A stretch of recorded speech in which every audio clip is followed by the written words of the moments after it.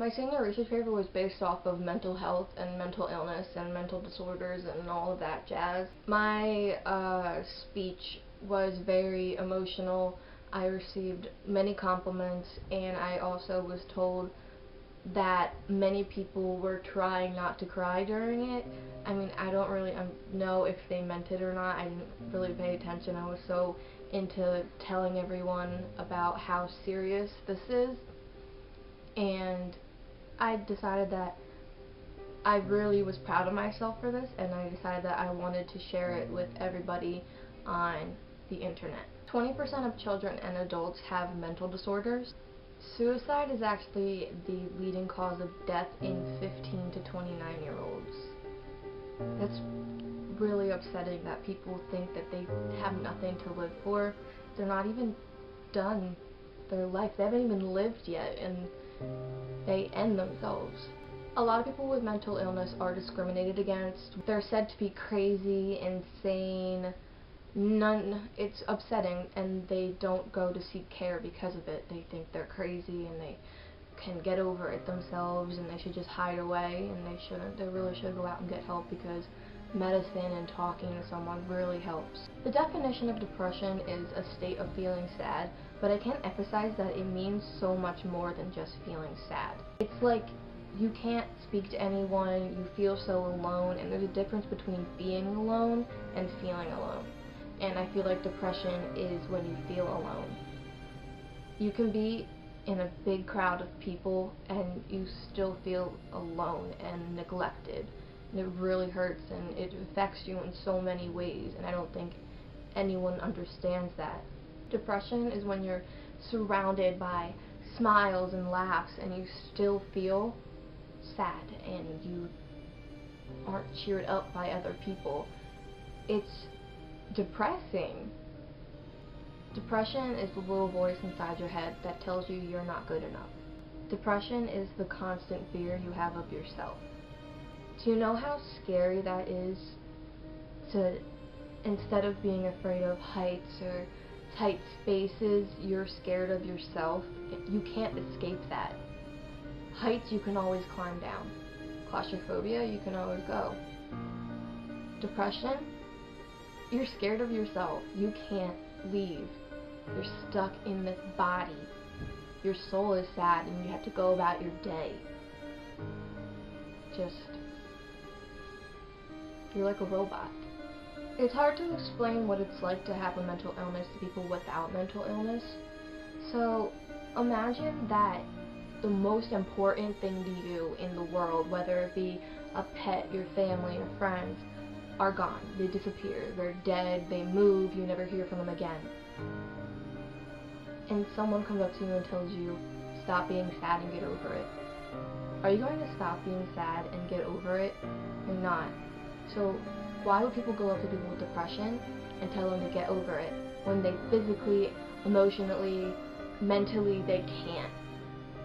Mental illness is one of the leading causes of disability and premature death. Suicide accounts for 15% of disease burden. That's actually more than cancer. Originally, suicide was the 11th leading cause of death, but in 2009 it actually jumped to the 10th spot, and it's been going up since. And I really do think we should knock it down. We have to. 1 million people commit suicide each year. 1 million. But those 1 million are just the people who act on it. Can you imagine those who sit and dwell on the fact that they want to die? They don't act on it, but they think of it, and that's bad too.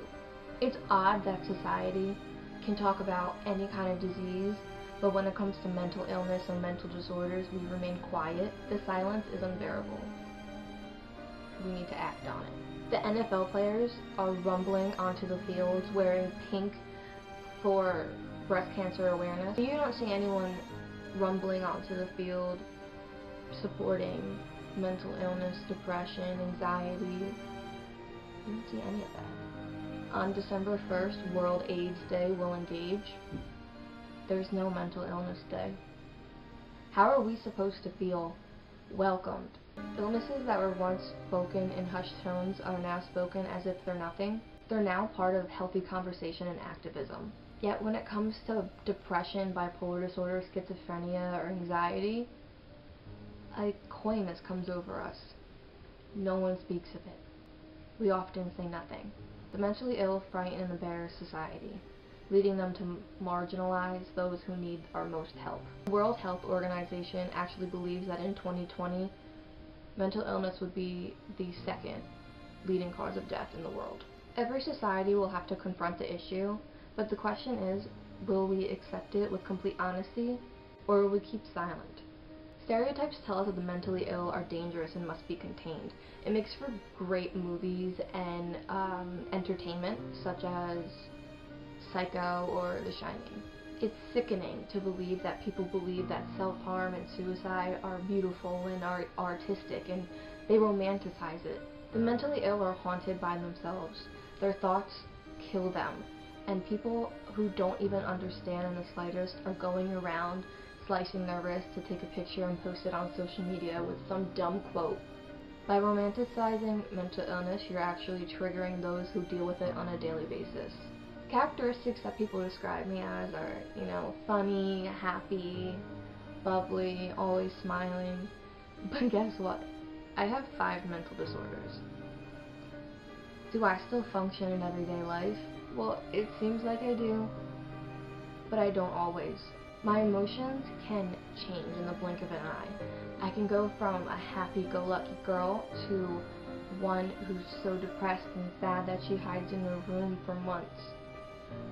Now just think of all those people you see daily that seem happy and excited to see you every day.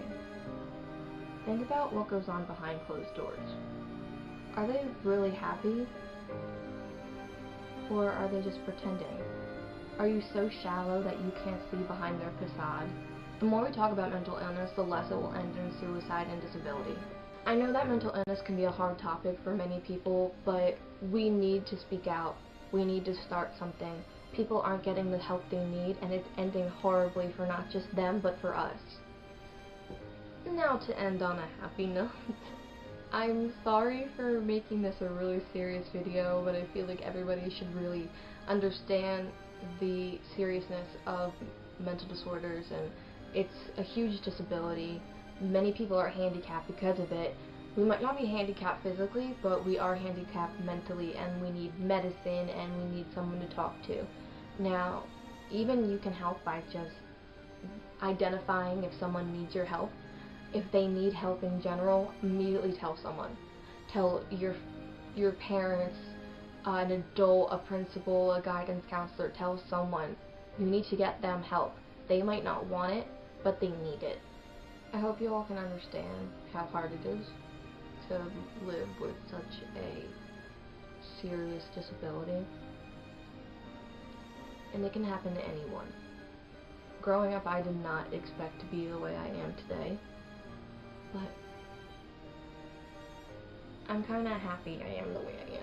I've experienced a lot of things, and now I've realized that I can get through anything, and you can too.